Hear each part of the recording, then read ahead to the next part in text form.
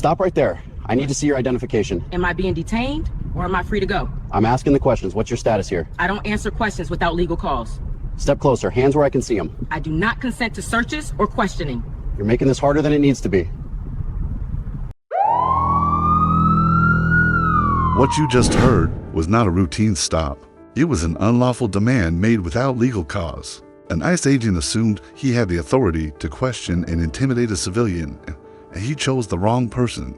The woman in this video is a Black immigrant rights activist. She knows her rights. She works within the law, and she recognized immediately that this encounter crossed the legal line. That brief confrontation would not end in that parking lot. It would lead to internal investigations, federal review, and a civil rights lawsuit exposing unconstitutional enforcement practices. This was a critical mistake, one that cost the agent his position, the city millions of dollars, and forced public accountability. What followed was not just personal consequence, but a legal reckoning that challenged how power is exercised and how often it goes unchecked. Her name is Aisha Coleman. She is 38 years old. For over 12 years, Aisha has worked as a community organizer and immigrant rights advocate in Minneapolis. She is the executive director of a local nonprofit that provides legal navigation, court accompaniment, and emergency support to immigrant families facing detention or deportation. She has coordinated hundreds of rights training workshops, educating residents on constitutional protections during encounters with law enforcement and federal agents. Her work is documented. Her credentials are public. This was not an encounter with someone unaware of the law. This was an ICE agent confronting a person whose entire career is built on understanding and defending those rights. The officer involved, at the time of the incident, he had spent 14 years with U.S. Immigration and Customs Enforcement ICE, assigned to enforcement operations in the upper Midwest. Internal records later revealed a pattern that had gone largely unchecked. Over 7 years, Hal Vorson had accumulated 9 internal complaints related to field encounters, most citing unjustified stops, intimidating conduct, and failure to articulate legal cause during questioning. None of those complaints resulted in formal discipline. 6 were dismissed as unsubstantiated.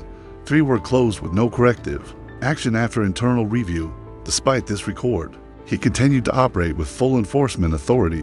He received routine performance evaluations and remained eligible for field assignments involving civilian contact. This was not an isolated lapse. It was the result of an internal system that prioritized operational discretion over accountability. Where complaints were absorbed, minimized, and buried. The encounter begins in an open-air shopping mall parking lot in South Minneapolis. In the middle of the day, the setting is ordinary. Parked cars, shopping carts, people entering and leaving stores. Nothing indicates a security concern. A Black woman stands beside her car, keys in one hand, phone in the other. She is alone. She is not interacting with anyone else. She is not attempting to leave the area. An unmarked vehicle pulls into the lot and stops several spaces away. An ICE agent steps out. His body cam is already recording. He does not scan the area. He does not approach anyone else. He walks directly toward her. Before reaching her, his voice cuts through the parking lot. "Hey, stop right there. I need to see your identification." The demand comes without explanation. No warrant is mentioned. No reason is given. She pauses, looks briefly around the lot, then back at him.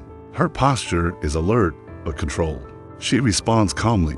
"Am I being detained or am I free to go?" The question irritates him. He steps closer. The camera dips slightly as his body moves forward. "I'm asking the questions. What's your status here?" The white shoppers walk past behind her, pushing carts toward the entrance. They are not stopped. They are not questioned. The agent does not look at them. His attention remains fixed on her. "I live here," she says. "I don't answer questions without legal cause." The agent closes the distance again. His hand briefly enters the frame near his belt. "Step closer. Hands where I can see them." She raises one hand, palm open. The other still holds her keys. "I didn't do anything wrong." He angles his body, positioning himself between her and her car. He is now standing closer than necessary. "You're making this harder than it needs to be." She does not step forward. Her voice remains steady. "I do not consent to searches or questioning." Nothing about her behavior suggests threat or flight. She is calm. She is visible. She is asserting rights. The escalation continues anyway. A car door closes nearby. When noise passes over the microphone, the agent does not disengage. He does not explain the stop. He does not articulate legal cause. If you keep resisting, this will go further. She exhales slowly. Am I under arrest? He does not answer the question. Instead, he shifts his stance and moves closer again. Stand right there. She remains still. This is the turning point.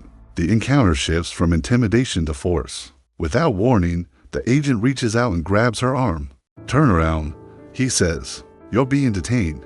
She reacts immediately, not by striking, not by fleeing, but by protesting the action. Why are you touching me? She asks. You have no cause. The camera jolts as he tightens his grip and pulls her away from the car. Her keys fall to the ground. I'm not resisting, she says. I'm not resisting. The agent does not release her. Stop resisting, he repeats as he forces her hands behind her back. A passerby stops and looks. Another raises a phone. The agent shifts his body to block the view. This is no longer a stop. It is custody. He applies handcuffs. The sound is audible on the body cam. Her breathing becomes heavier, but her voice remains controlled. I am invoking my rights, she says. You cannot do this. He does not respond to the statement. He pulls her forward toward the vehicle. This didn't need to happen, he says. The implication is clear. Compliance would have meant surrendering rights. Refusal is treated as justification for force. Traffic noise rises. Someone nearby says, "What's going on?" The agent does not answer. He places her against the vehicle. The camera shakes as he adjusts his stance. She does not scream. She does not threaten. She does not fight. The force is one-sided. For Black Americans, this is how encounters end, not because of crime, but because authority decides that resistance to unlawful commands must be punished. The body cam continues recording as she is held in place, restrained, and silenced through custody. No warrant is shown. No explanation is given. No crime is named. The moment becomes undeniable when the crowd forms. As the agent tightens the handcuffs and positions her against the vehicle, people nearby stop walking. A woman pushing a shopping cart slows, then turns fully toward the scene. A man standing near the entrance pulls out his phone. Another voice comes from behind a parked car. Why are you arresting her? Someone asks. The agent does not respond. He keeps his body angled between the woman and the onlookers, using his frame to block sight lines. She speaks clearly, loud enough for others to hear. I have not committed a crime, she says. He has no legal cause to detain me. A bystander steps closer. She didn't do anything, the bystander says. I saw the whole thing. The agent raises his voice, directing it outward now. Step back. This is a lawful detention. No explanation follows. No crime is named. No charge is stated. Another voice cuts in. You wouldn't be doing this if she was white. The agent ignores it. He pulls the woman forward, guiding her toward the unmarked vehicle. The cuffs are tight. Her wrists are angled upward. She winces but does not cry out. I am not resisting, she repeats. I am not resisting. A phone camera moves closer. Another appears from the other side. The scene is now being recorded from multiple angles. A passerby says it plainly. This is racial profiling. The words are spoken out loud in public with witnesses present. They are not debated. They are not addressed. The agent responds by escalating control. Everyone step back or you will be detained. The woman turns her head slightly, looking at the people filming. Please keep recording, she says. This is exactly how it happens. He opens the rear door of the vehicle. A woman in the crowd raises her voice. Officer, what crime did she commit? Silence. A man near the curb says, this same officer did this last year. He's always stopping Black and Latin people. Later records will show that the agent has a history of complaints, repeated stops involving Black and Latin civilians, repeated accusations of intimidation, repeated closures without action. But in this moment, the community already knows. The agent pushes the woman into the vehicle. Her head dips as she enters. The door closes. A voice from the crowd cracks with anger. This is what they do. They go fishing. Phones remain raised. Someone begins live streaming. Within minutes, clips of the detention appear online. The footage spreads across local group chats, activist networks, and community pages. The woman's name is recognized immediately. She is not anonymous. She is known in the city. She has organized workshops. She has spoken at hearings. She has stood beside families during deportation proceedings. By the time the vehicle leaves the parking lot, messages are already circulating. She's been detained. They arrested her without cause. There's video. Within hours. The footage is shared by local journalists. Within the evening, it reaches regional outlets. The narrative is no longer controlled by the agency. A protest is organized the same night. Community leaders call for people to gather outside the federal building downtown. The message is clear and specific. This was racial profiling. This was an abuse of power. This is not an isolated incident. Hundreds show up. Signs reference the footage. Speakers replay the words heard in the parking lot. Inside the detention facility, the woman is processed. Her belongings are taken. She is informed she is being held for investigation. She asks again what crime she is accused of. No answer is given. The humiliation is procedural. Fingerprints. Waiting. Silence. Outside, the city is already reacting. What began as a single unlawful stop has become public record. Witnesses have spoken. The truth has been said out loud. Authorities have chosen to ignore it, and in doing so, they have ensured that the injustice cannot be contained. The shift does not begin inside the detention facility. It begins online. By the time she is processed and placed in a holding area, the footage has already circulated far beyond Minneapolis. Multiple angles of the stop are now public. The commands, the silence when witnesses asked for a charge, the handcuffs, the absence of legal cause. Within hours, the incident is no longer an internal matter. It is a liability. At a regional ICE office, a supervisor is alerted to the volume of media inquiries. Screens display the same clip on repeat. The same moment where a black woman asks what crime she committed and receives no answer. A legal advisor is brought in. Do we have probable cause on record? The advisor asks. There is a pause. A field report is opened. The justification section is thin. Vague language. No specific violation cited. No warrant attached. Another official looks up. This is going to be a problem. At the same time, journalists begin requesting confirmation of the woman's identity. Her credentials are verified quickly. Community organizer, nonprofit director, years of documented advocacy work, public testimony, no criminal record. Someone says it plainly. She's known. And there's video. The bodycam footage is reviewed again, this time not as routine documentation, but as evidence. Frame by frame, the initial demand, the lack of explanation, the escalation, the moment force is applied. A senior official joins the call. Why was she detained? No one answers immediately. She asserted her rights. Someone finally says. Another voice cuts in. That's not a charge. The concern is no longer optics. It is jurisdiction. ICE authority is limited. The stop occurred without coordination with local law enforcement. No immigration violation was identified. No exigent circumstances existed. A quiet conclusion settles in the room. The detention cannot be defended. A call is placed to the facility. Release her, the supervisor says. Now, there is hesitation on the line. On what basis? On the basis that this detention exposes us to federal liability. The supervisor responds, and it's already public. Inside the facility, the tone changes abruptly. An officer approaches her holding area. You're being released, he says. She looks up. On what grounds? He does not answer the question directly.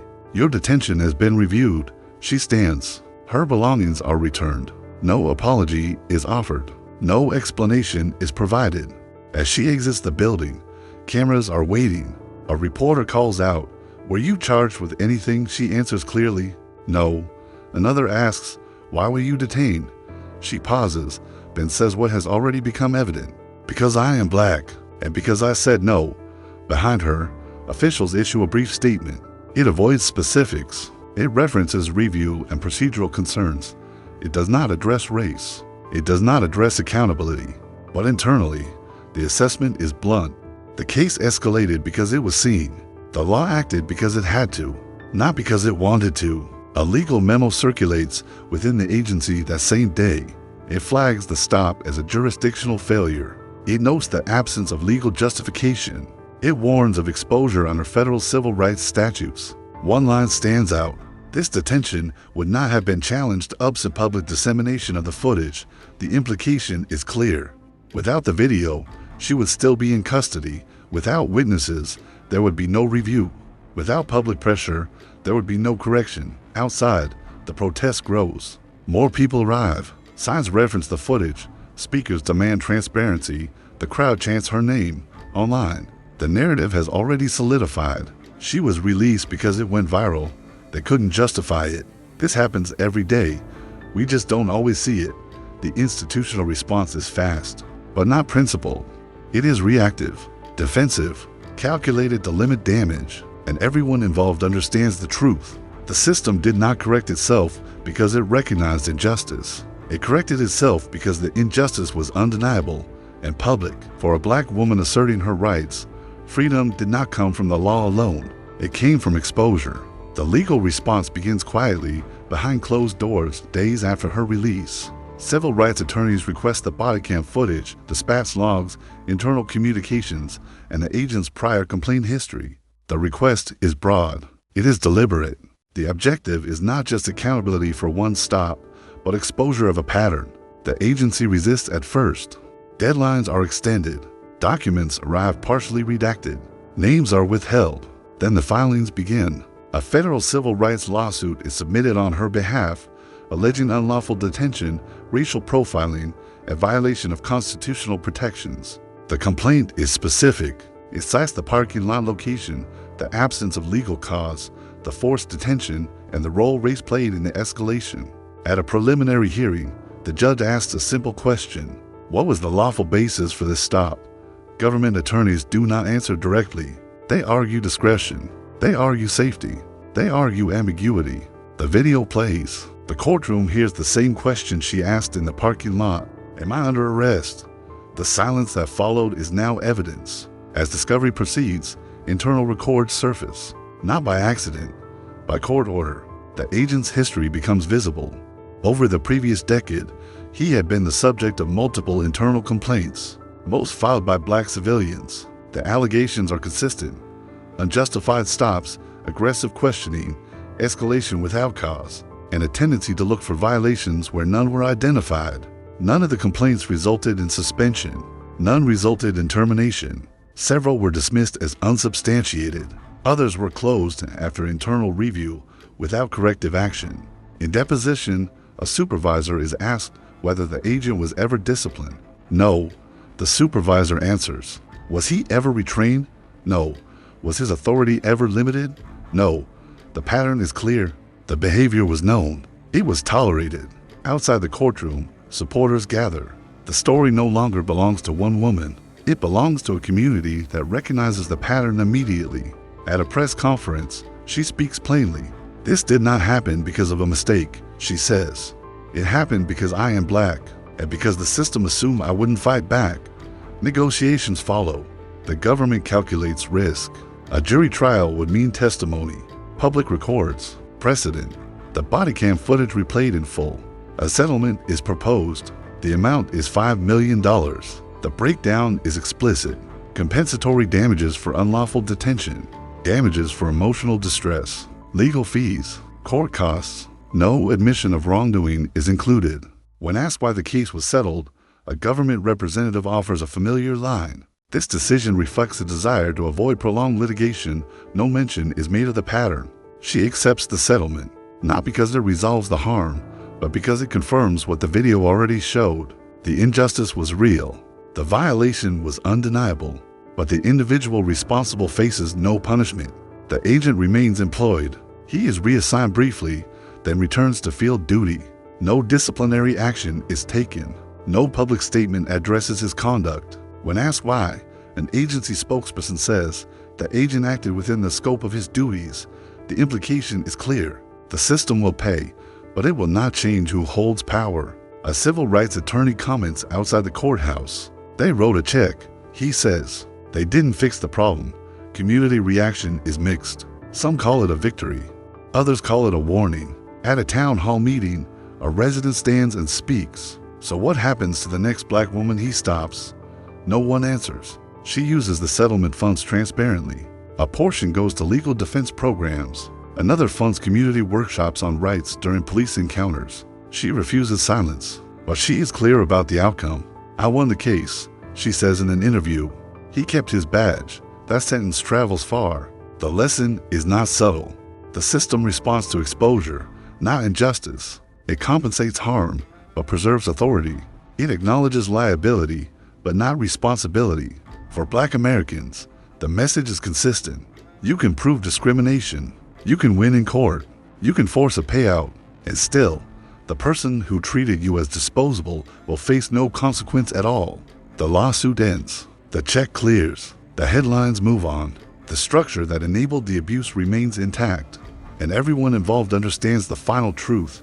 Justice was achieved only in part, and only because the world was watching.